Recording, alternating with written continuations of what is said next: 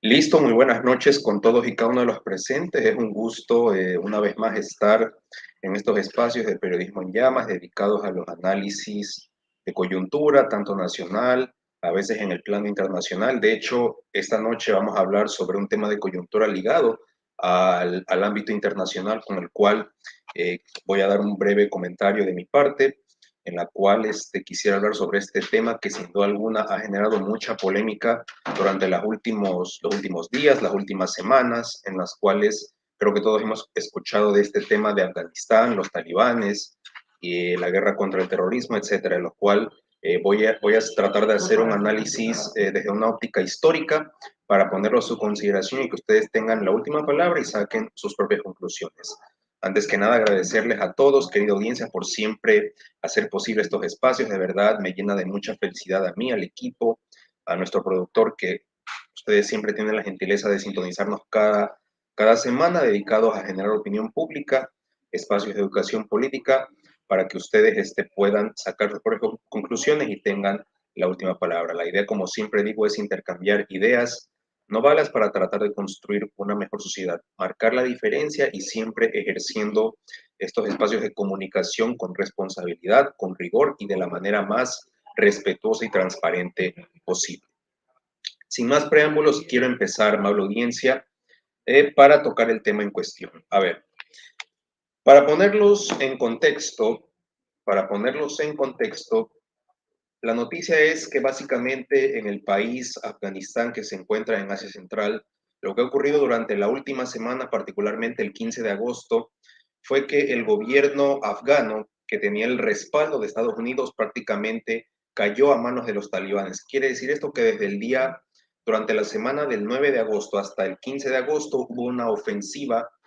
sin precedentes, de una manera tan rápida que este grupo de rebeldes conocidos como los talibanes ocuparon la mayor parte de la población y tomaron varios puntos fronterizos, puntos críticos, provincias, en el sentido de que nunca se había visto algo semejante, que tomó por sorpresa tanto al propio gobierno cuanto a la comunidad o al concierto internacional, en la cual incluso países como Alemania, Reino Unido y el propio Estados Unidos instaron a sus ciudadanos a que abandonen lo antes posible el país producto de esta rápida ofensiva de los talibanes. Pero, ¿por qué hemos llegado a este punto? Y quiero analizarlo con ustedes desde una óptica histórica para entender qué es lo que está pasando. Quiero partir desde la óptica contemporánea, especialmente desde el año 79 hasta la actualidad.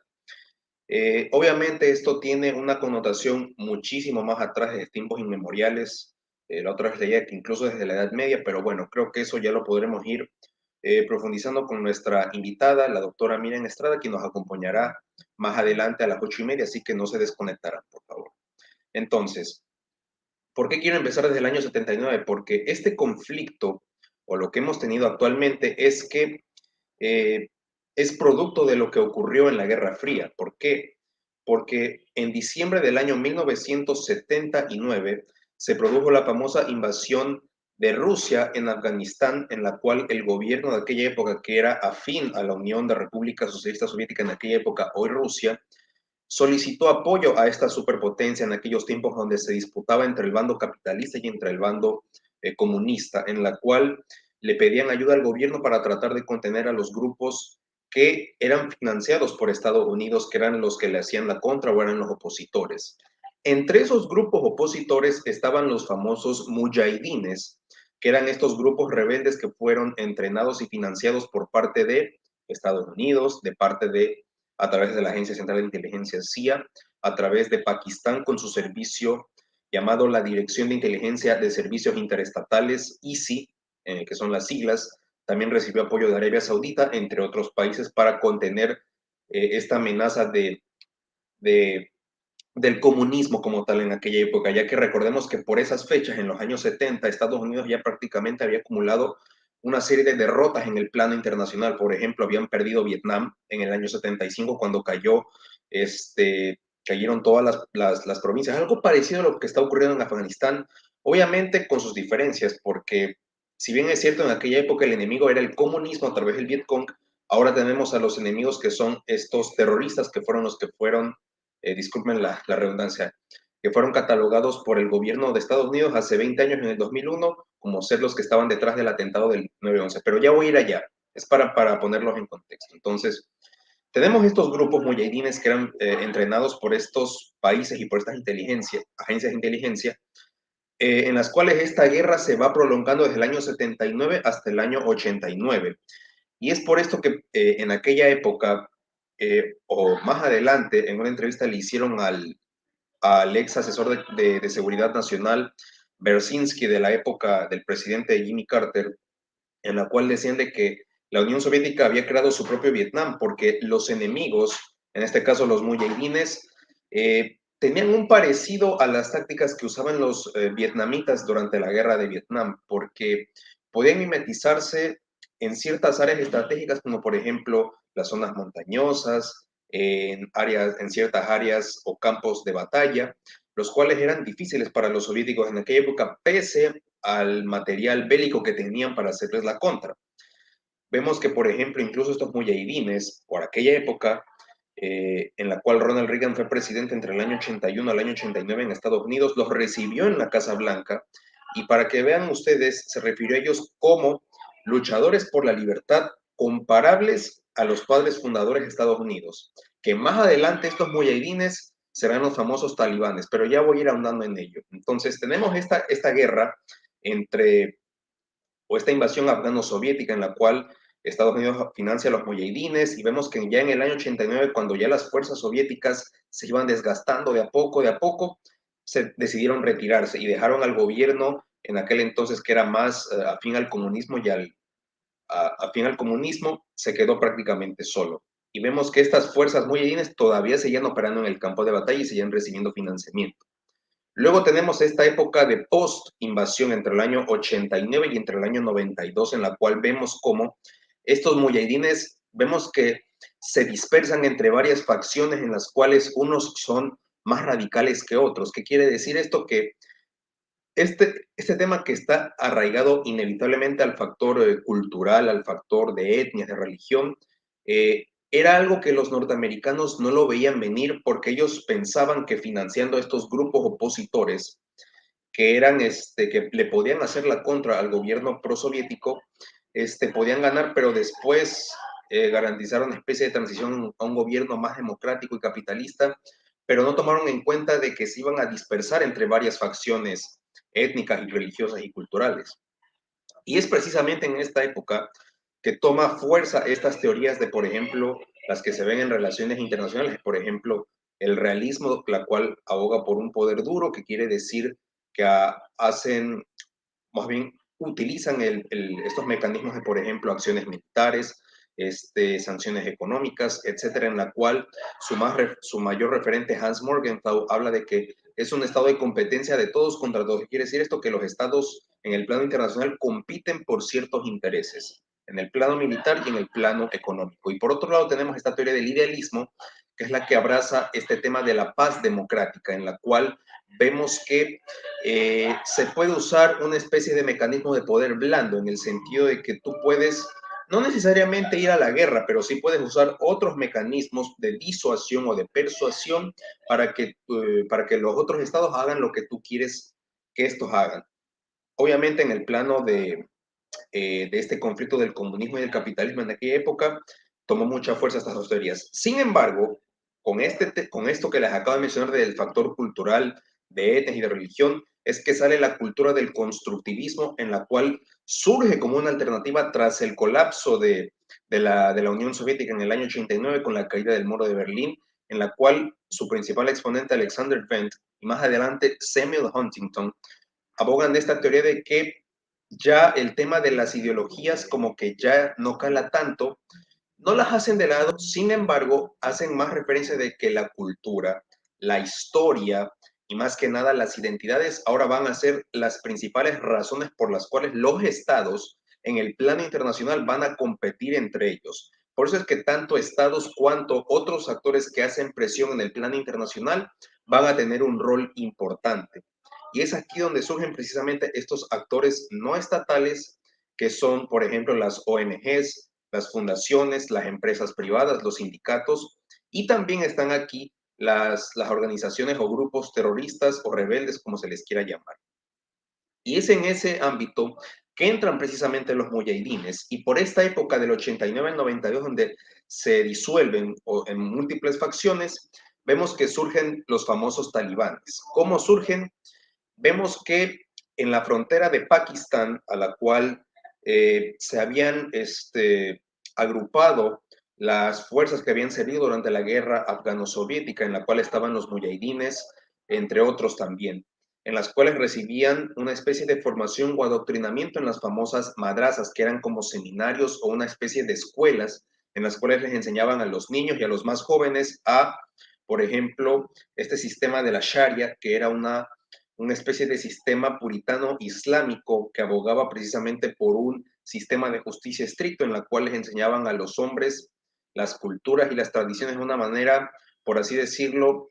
muy extremista, muy radical, en la cual les enseñaban a usar armas, les enseñaban la religión que estaba ligada inevitablemente al Islam, particularmente las interpretaciones que le daban a Alá, que era el principal referente de esta religión, y vemos que varios grupos como tal la interpretaron a su modo o a su manera. Y es por eso que surgen estos grupos llamados los talibanes, que si lo traducimos al idioma español significa estudiante.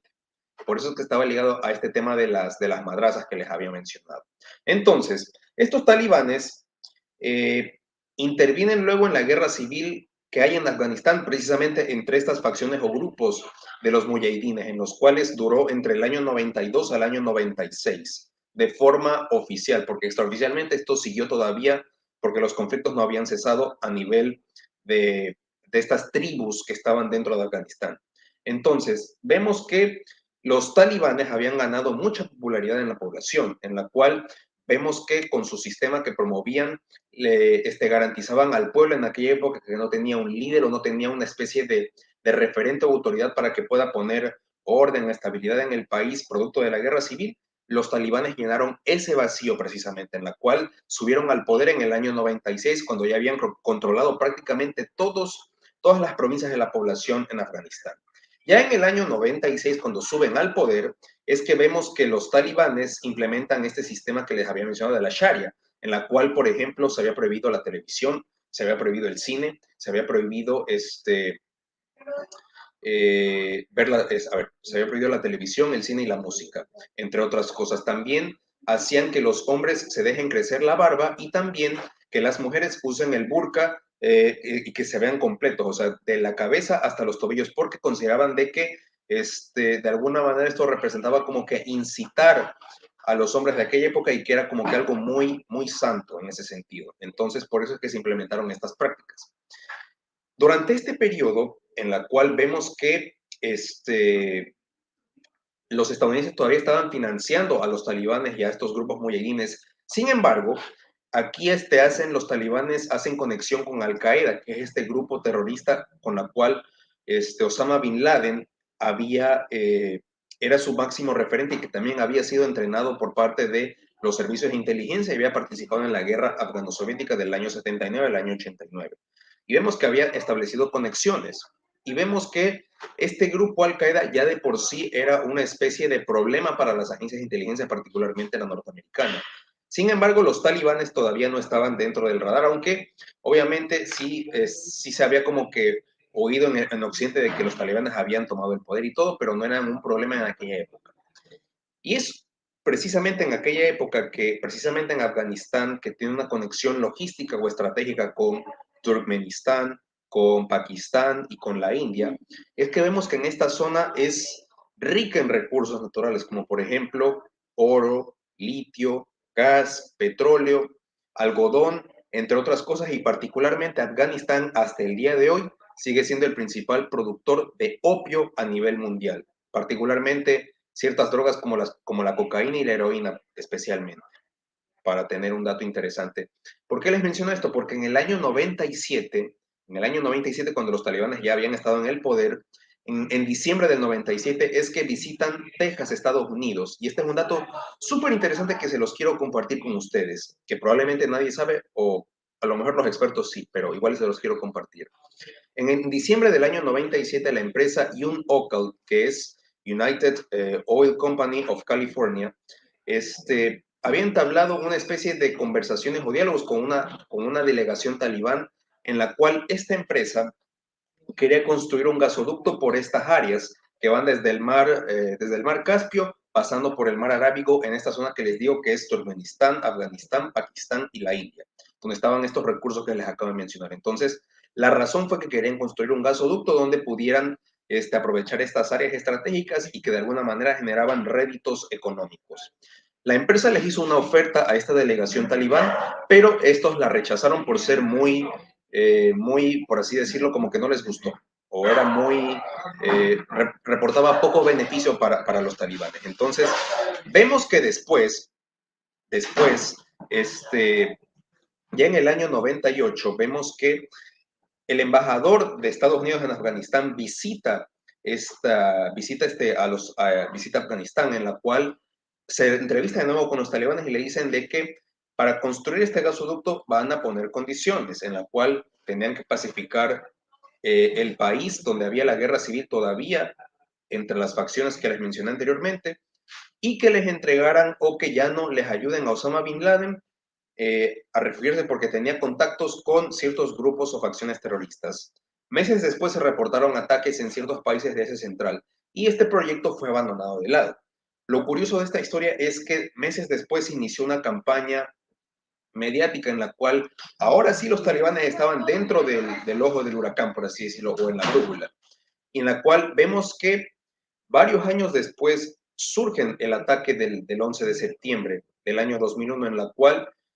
grupos vinculados a Al Qaeda habían estrellado los aviones en las Torres Gemelas de la World Trade Center el 11 de septiembre del año 2001. Y es a partir de ahí que el gobierno de aquel entonces, el republicano George Bush, lanzó esta guerra contra el terrorismo y autorizó la invasión de Estados Unidos en Afganistán para octubre, junto a otros países como Reino Unido, se les habían unido España, entre otros, y más adelante la Organización del Tratado Atlántico Norte, OTAN.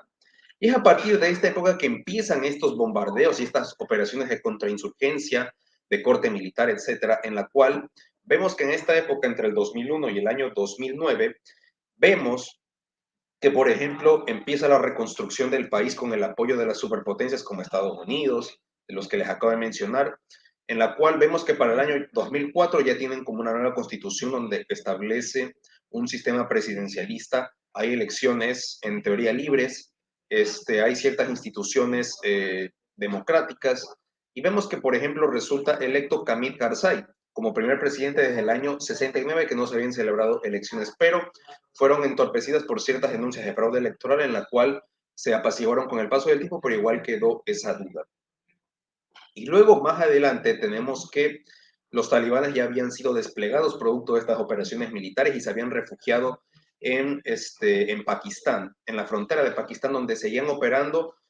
militarmente para tratar de hacerle la resistencia a las fuerzas de Estados Unidos y de las otras superpotencias y de la Organización del Tratado Atlántico Norte. Entonces, tenemos este marco de la guerra contra el terrorismo donde hay que capturar a Osama Bin Laden y a Al Qaeda, que fueron los responsables de los ataques del 11 de septiembre. Entonces, tenemos vemos que siguen avanzando estas operaciones y ya para el año 2009, cuando Barack Obama asume la presidencia de Estados Unidos del Partido Demócrata, vemos que él, de alguna manera, durante su presidencia, incrementó de una manera exponencial y de una manera quizás expansionista las tropas militares que ya habían. Yo leía, por ejemplo, a la BBC y a Council of Foreign Relations que decían que, por ejemplo, durante su mandato, en el mejor momento ascendieron a 100.000 las tropas de combate, pese a que Barack Obama había dicho ya en su discurso de posesión que quería terminar con esa guerra y retirarse porque ya prácticamente el pueblo norteamericano no podía aguantar otra invasión, otra guerra, en ese sentido que recordaban episodios pasados. Y vemos que Barack Obama durante su mandato decía que sí, vamos a retirar las tropas, ya vamos a terminar esta guerra, pero vemos que seguían aumentando las tropas, seguía aumentando la ayuda internacional y el financiamiento como tal. Y vemos que ya para el año 2011, particularmente en mayo, es que Osama Bin Laden es asesinado y cae producto de estas operaciones de contrainsurgencia de inteligencia, en la cual Osama Bin Laden fallece y cae. Pero esto no representa el fin de los talibanes como tal o de Al Qaeda en sí. vemos que a partir de aquí Barack Obama ya establece el calendario para la retirada, pero en el año 2014 recién dice de que ya se va a establecer una especie de calendario para la retirada. Y es así que tenemos otros ataques más violentos por parte de los talibanes en el 2015 y 2016. Y ya para el año 2017, cuando Donald Trump gana las elecciones, de una manera que nadie lo veía venir, pero él incluso en campaña decía de que Estados Unidos ya no tiene por qué pelear guerras perdidas o para qué meterse en esos lugares que no abonan en nada. Él, desde el año 2018 es que ya apuesta por conversaciones con los talibanes, en la cual hay avances. Sin embargo, en el 2019 él las cierra o las cancela porque resulta de que los talibanes habían matado a un soldado norteamericano. Y ya para febrero del año 2020 es que tenemos este acuerdo de Doha, en la cual Donald Trump, a través de su secretario de Estado y su personal diplomático, se reúne con una delegación de talibanes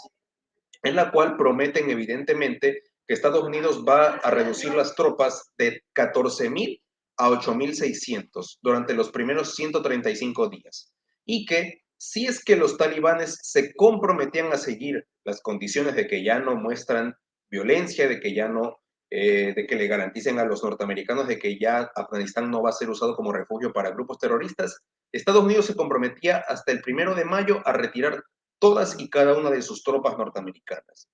Luego, en la nueva administración de Joe Biden, que es la que actualmente está en vigencia, en abril de este año 2021 dijo de que las tropas norteamericanas serán abandonadas hasta antes del 11 de septiembre de este año, para conmemorar los 20 años del atentado de las Torres Gemelas. Y es aquí donde se genera este punto de inflexión, a la audiencia, donde tenemos estas noticias espantosas, donde ustedes han visto quizás en la televisión, donde hay gente de Afganistán que se cuelga de las alas de los aviones para huir tras la ofensiva de los talibanes. Bueno, cuando Biden anunció en abril de este año que se iban a retirar ya para el 11 de septiembre, es que empieza precisamente los ataques de parte de los talibanes y esta ofensiva rápida de agosto, en la cual vemos que ya van ocupando con mayor rapidez los distritos, las provincias, los controles fronterizos, en la cual se aprovechan precisamente de la debilidad del gobierno, producto de la corrupción, producto de los daños en infraestructura, a través también de una campaña psicológica y mediática que usaron los talibanes para golpear la moral de los soldados que se sentían. Y ojo, los talibanes hasta el sol de hoy, según Council of Foreign Relations, son como unos entre 70,000 y 100,000 combatientes que están en vigencia a tiempo completo, contra los 300,000 soldados que tiene el gobierno afgano. Entonces, vemos que a pesar de esta diferencia entre los talibanes y los afganos, o en este caso las tropas del gobierno afgano, a pesar de eso es que hacen esta arremetida o este contraataque contra los talibanes. Y vemos que Joe Biden, pese a esto, se mantiene firme en su posición de seguir en el país. Muchos críticos le han dicho de que esto representa un error en política exterior para él, de que esto va a repercutir en la imagen de Estados Unidos, pero aquí hay que hacer un análisis del por qué Joe Biden se está retirando. Primero, como les acabo de mencionar, no es que, no es que Biden fue el principal autor de esta guerra. Vemos que ya han habido 4 gobiernos de distintos partidos, tanto demócrata cuanto republicano, que han mantenido esta guerra. Y que, dicho sea de paso, aquí les doy otro dato interesante de la Universidad Brown, en la cual daba cuenta que a julio de este año, el presupuesto o el costo de la guerra de Afganistán por parte de Estados Unidos entre 2001 y 2021, solamente en las operaciones de contrainsurgencia, han oscilado entre los 933,000 millones de dólares, sin contar otros gastos adicionales. Sumado a eso, 2,500 bajas de parte de los norteamericanos se han reportado. Entonces, vemos que esto también ha hecho presión en el gobierno de Joe Biden, que dicho sea de paso, en abril, o sorpresa, por esas fechas, él había anunciado de que la prioridad ahora de Estados Unidos es hacerle la competencia a China en el plano internacional y a Rusia. Y esto, amable audiencia, está atado al documento que Trump firmó durante su mandato en el 2018, que es el titulado National Strategy Defense, en la cual daba cuenta de que precisamente por estar atados a estas guerras de guerrillas en Oriente Medio, en Oriente Próximo y en Asia Central, es que los norteamericanos estaban atrasados con sus principales rivales o potencias como China y Rusia, que ya están evidentemente a la vanguardia y les están generando un problema para los Estados Unidos, tanto a nivel tecnológico incluso. Ustedes escucharán esta guerra tecnológica de Huawei, de las empresas como Google, Amazon. Entonces, vemos que los retos o los desafíos en el plano internacional ya no es solamente en términos militares, sino también en términos tecnológicos, en términos de poder blando, en términos de influencia, etcétera. En la cual, evidentemente, China, con su estrategia de la nueva ruta de la seda, que es un programa ambicioso de infraestructura en inversión pública, que